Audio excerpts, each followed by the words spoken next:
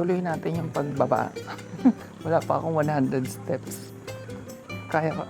Actually, hindi ko pa nararamdaman yung pagod kasi pababa. Pero mamaya pag paakyat, good luck naman.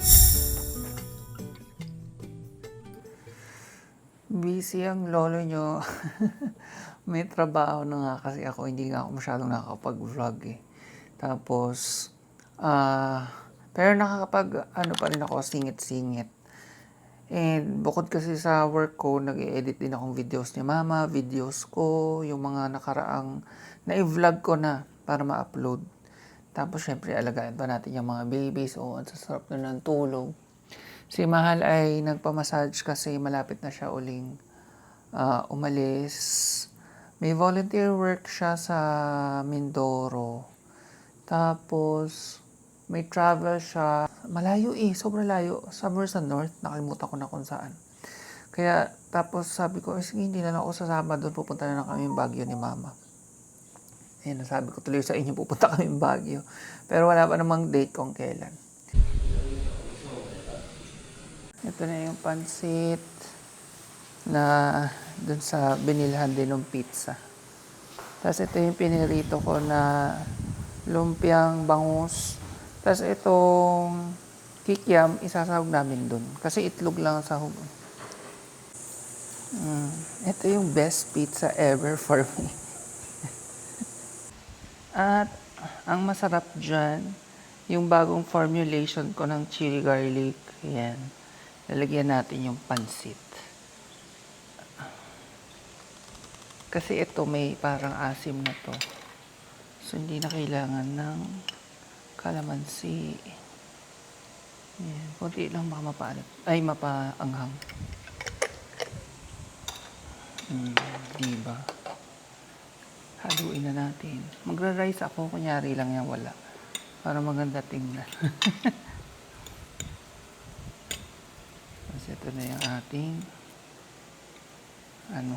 hatiin ko nga yung kikiam, masyadong malaki. Dapat pala ginupit-gupit ko na kanina.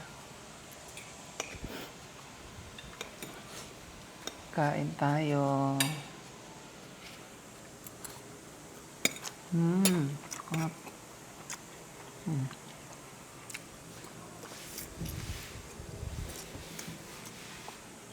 Sarap. Bagay ng bagay yung kikiam, chili garlic. Ang tayong lumpia para marinig nyo.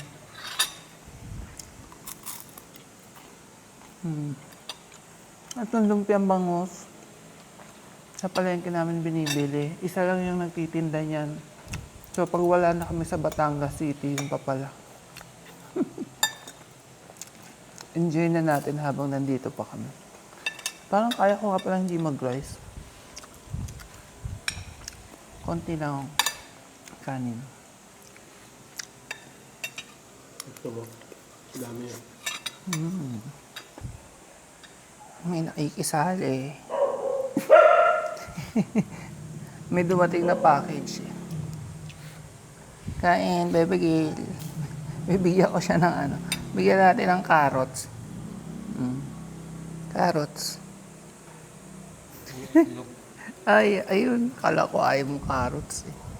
O, Panter, sa'yo isang carrot. Ay, kala ko naman hindi pa pala naka-on to. Sabi ko, I'm done with work.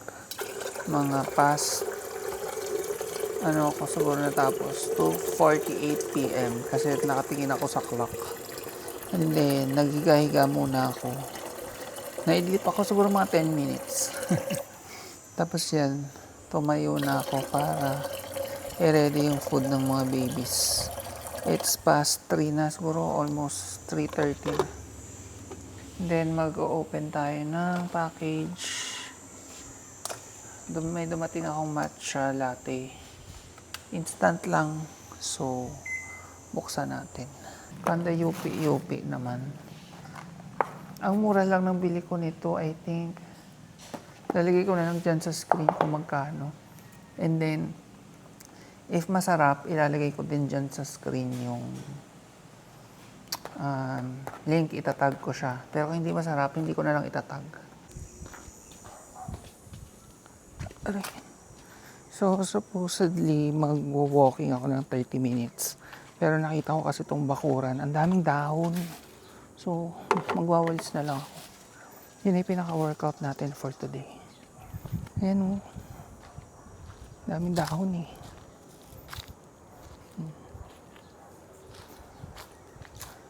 Hanggang dun.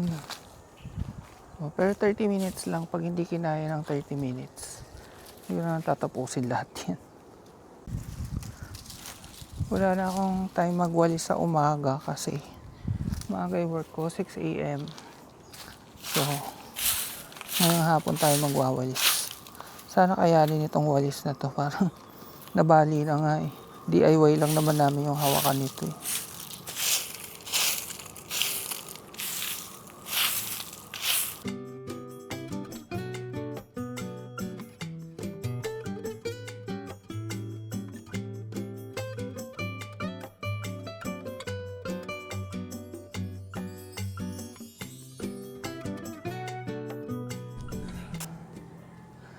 Pagod na yung lolo niya.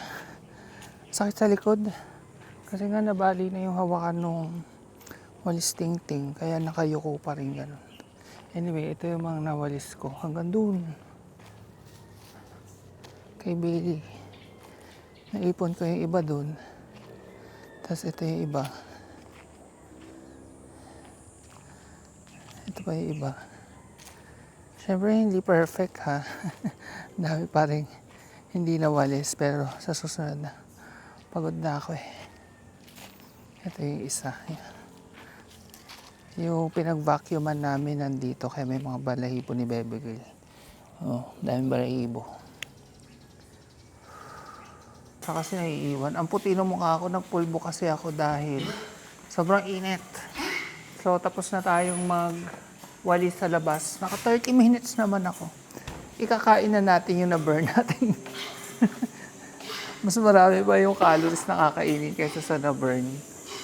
Pero ayun, at least nakapaglinis tayo. Tapos, nakapag-exercise tayong konti. Tabingi. Yan. Tigisan lang kami ni Mahal. Para, hindi masyadong maraming calories. Maraming calories ang pizza eh.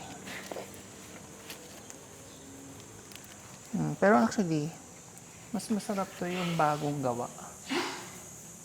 Asa na ba? Ako hiwain. Actually, favorite ko to. So, dalawa sa akin. isa lang daw ay Mahal. So, ano lang naman to eh. Cheese. Garlic and cheese. So, baka konti lang naman yung calories. Piliin ko yung maliit. Tapos magtitimpla nga tayo ng matcha. Mainit na yung ating pizza. Hindi maganda yung kulay ng matcha. Hindi siya green na green. So, hindi siya premium. Iba pa rin talaga yung premium na matcha, yung green na green. Let's taste. Pag hindi siya masarap, lalagyan ko ng coffee. Pero hindi ngayon kasi nakadalawang coffee na ako kanina.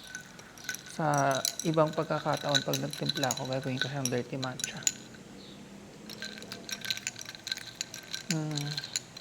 So, hindi ko na ililink sa inyo kasi hindi ko na itatag dahil hindi masarap. Lagyan ko ng decaf, baka sakaling masave. Wait lang.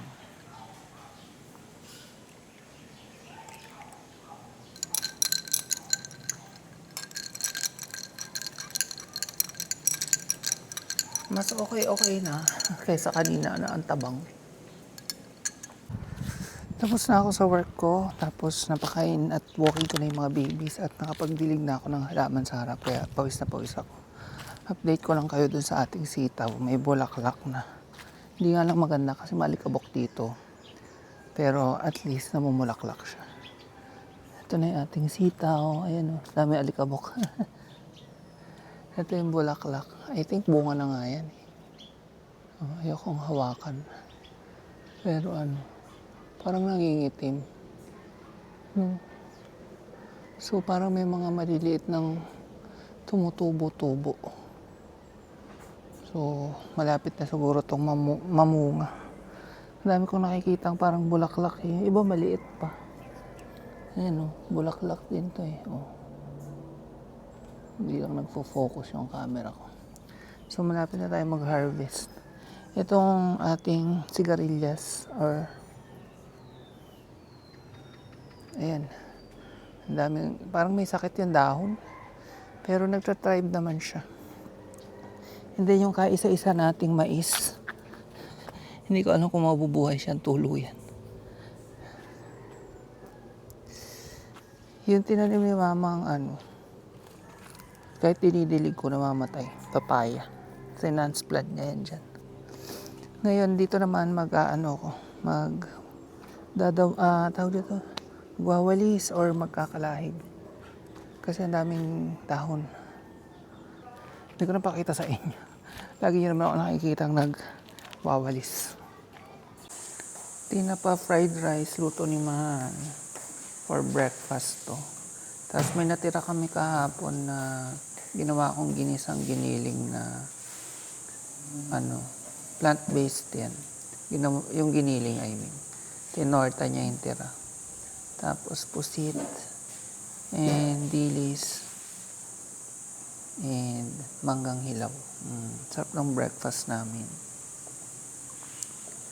Nag-work kasi ako, kaya siya yung nagluto. Tapos, dito, sausawan natin suka. Gusto mo ba? Hindi na. Baka magkamay ako.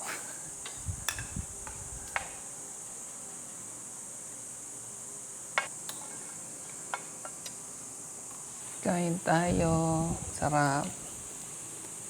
God, perfect breakfast. Buti may mangga pa. Ayun.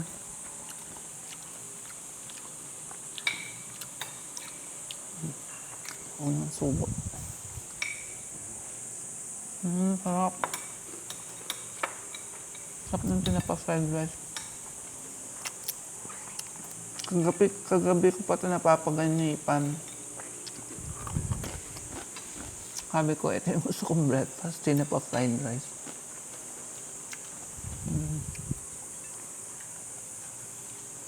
Mangga. Tayong wala ng buro. Kain tayo. Sabahin niyo mag-breakfast. Sinasawsaw ko yung pusit sa suka. Sarap.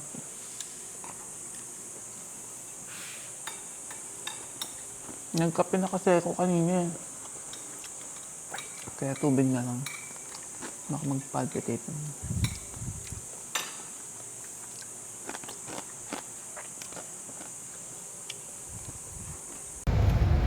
At dahil Friday today, nag-iaya ako maglibot. TGIF, magdi-dinner kami sa SM. Sabi ko kahit Burger King lang. Ayan. Dami ring tao. Pina-onion rings ko yung isa. Hati kami. Isa fries. Ang grabe yung fries ko ang konti. Talagang tinato pa nila eh. Lalo tuloy binod. Lalong namukhang konti.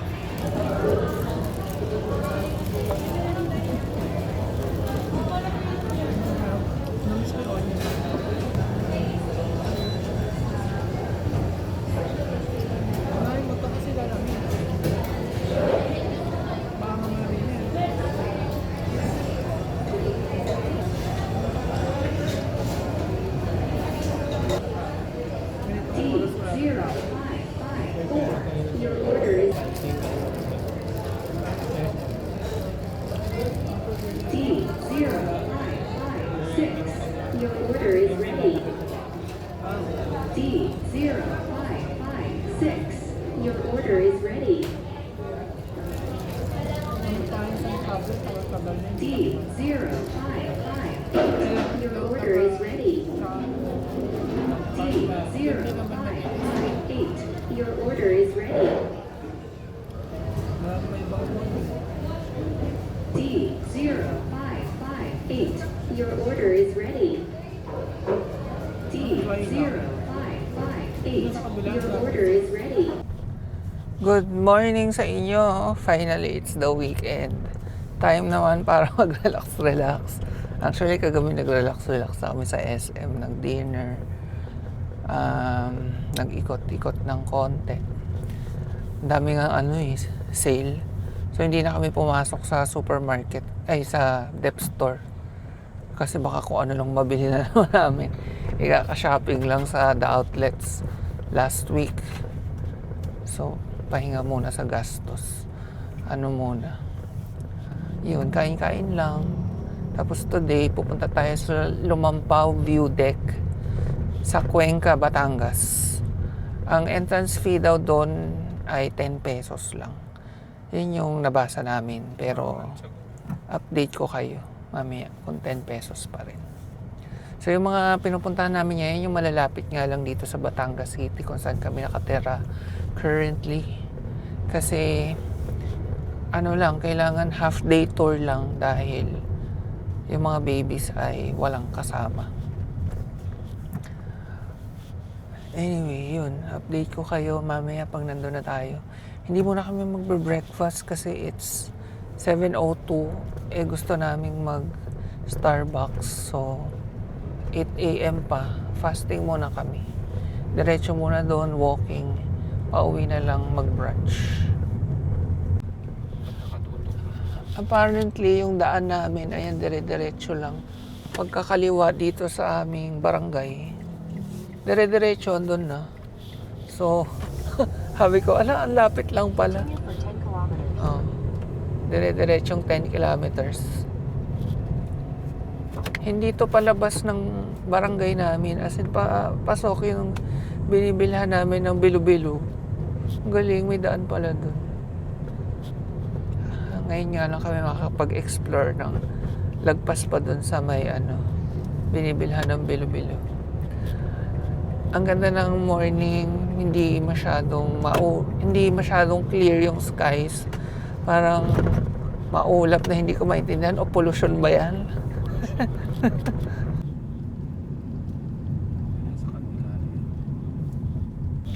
Sorry, kinukuhanan ko yung bahay. Ang old school Banda.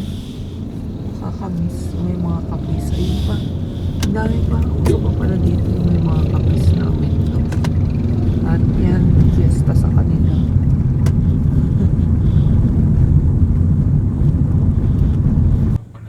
May wave pool resort pala dito. Tapos may mga nagfi-field trip. Puno yung dalawang bus. Camp Pulong Gubat. Pwede mag-camping. Minsan tingnan din namin yan. Ang lapit lang sa amin. 10 kilometers away. At may cafe doon. No? Kaya ang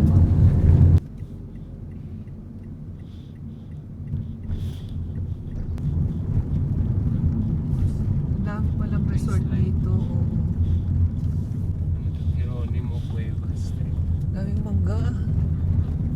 Nalalaglag-laglag lang. Pwedeng mamulot Papunta kayo.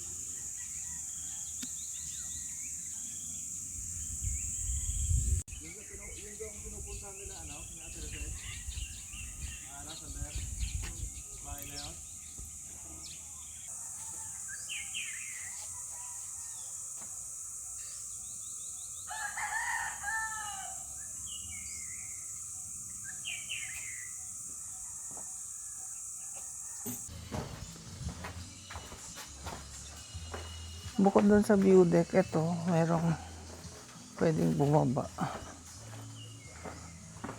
Pero 1,500 steps to.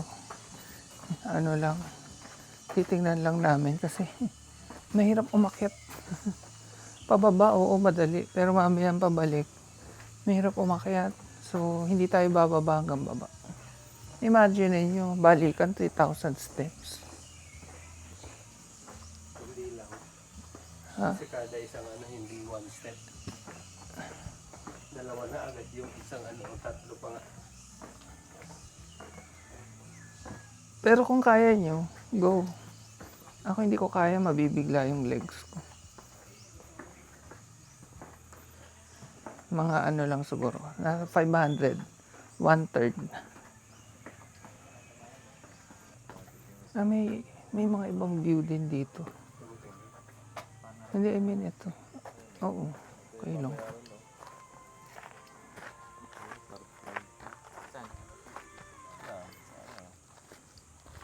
Budek. Sabihin, isang tao, 30. Yun ang una ko pa natin. Ito naman pinakaagos. Ngayon ko kaya yan.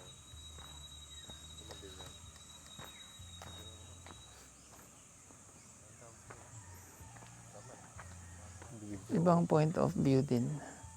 May mga ano rin pala, isda. Pen, fish pen.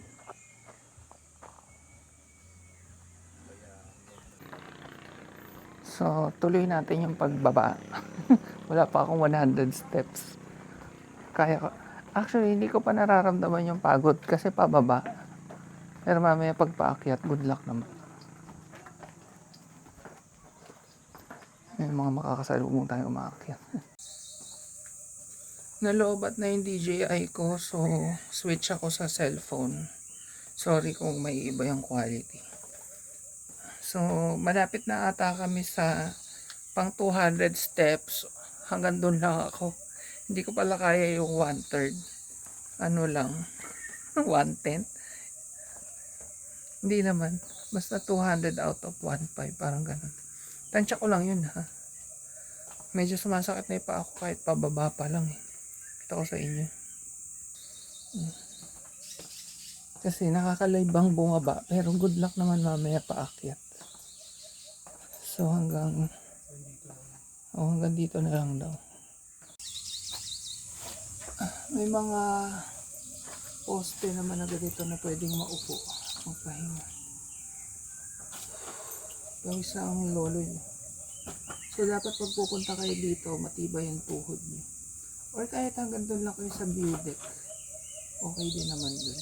Mamaya nga pala, babalik kami doon kasi salita ako ng salita doon kanina.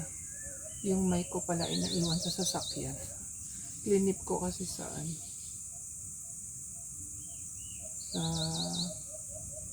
seatbelt. Naiwan sa seatbelt.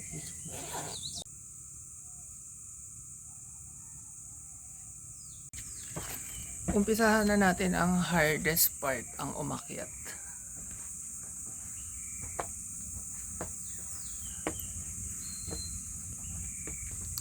Pero hindi naman kailangan magmadali dahil wala naman tayong hinahabol.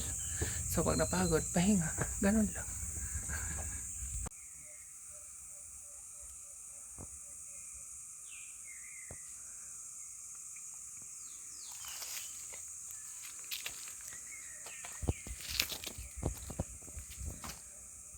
Ang laki nitong puno sa likod ko. Ganda.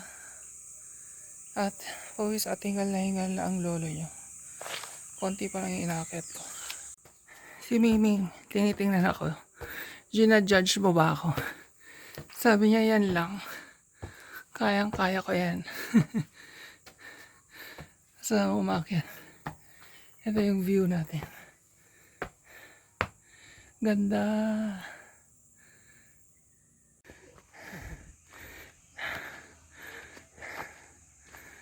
Tapos, pag napagod na ang mga first sons, ayan, may anuhan dito. Grabe may kasamang baby yung iba. May pahingahan.